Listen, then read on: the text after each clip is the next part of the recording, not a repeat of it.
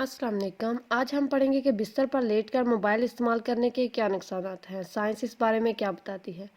जैसा कि mobile phone को इस्तेमाल करना आजकल एक आदत सी बन गई है। ये आदत ना सिर्फ बड़े बूढ़ों बल्कि बच्चों में भी बहुत आम हो चुकी है। ये आदत इतनी बिगड़ चुकी है कि रात को सोते वक्त भी हमारा आखिरी इंटरेक्शन इसी के साथ है और सुबह उठते भी सबसे पहले हम इसे ही देखते हैं। लेकिन कभी आपने सोचा है कि मोबाइल फ़ोन में इतनी दिलचस्पी आपके जिस्म को कितना नुकसान पहुंचा सकती है।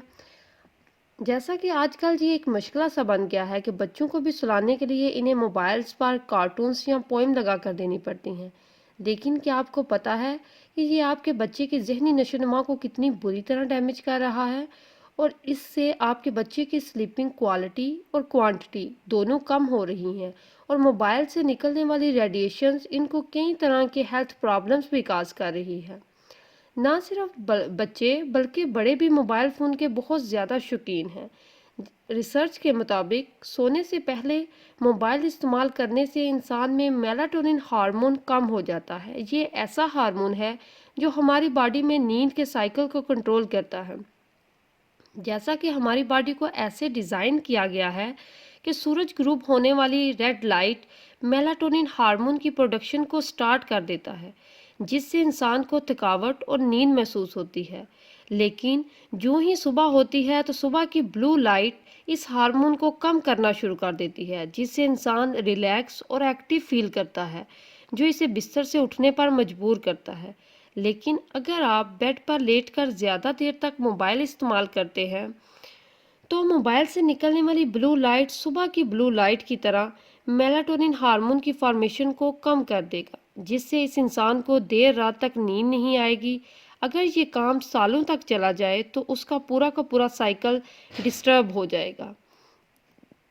जैसा कि हम जानते हैं कि प्रॉपर स्लीप हमारी बॉडी के लिए बहुत ज़रूरी है। अगर आप 7 से 8 घंटे की नींद पूरी नहीं करते तो आपका पूरा दिन डिस्टर्ब रहता है।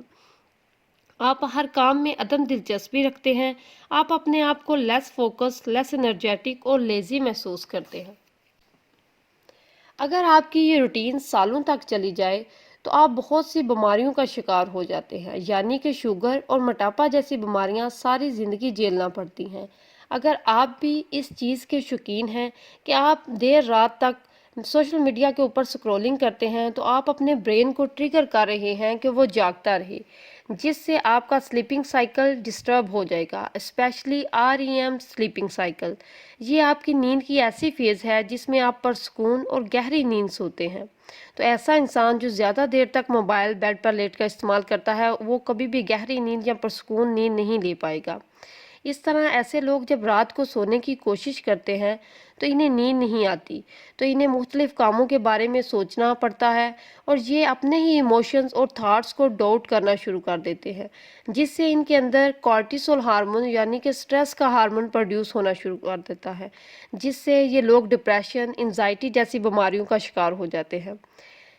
जैसा कि इस ग्राफ में वाज़िया है कि दिन के टाइम कॉर्टिसोल हार्मोन ज़्यादा होता है जो इंसान को एक्टिव रखता है, जैसे कि रात के वक्त ये हार्मोन कम हो जाता है, इसलिए इंसान नींद में चला जाता है और रात के 12 बजे से ये हार्मोन फिर से बढ़ना शुरू हो जाता है, जिससे इंसान सुबह उठ जाता है। लेकिन जो लोग मोबाइल देर तक इस्तेमाल करते हैं उनमें ये प्रोसेस उल्ट हो जाता है। इनका कॉर्टिसोल रात को ज़्यादा हो जाता है, जिससे ये लोग रात को जागते हैं और दिन को सोते हैं, या नींद ना पूरी होने की वजह से इनका दिन के सारे काम डिस्टर्ब हो जाते हैं।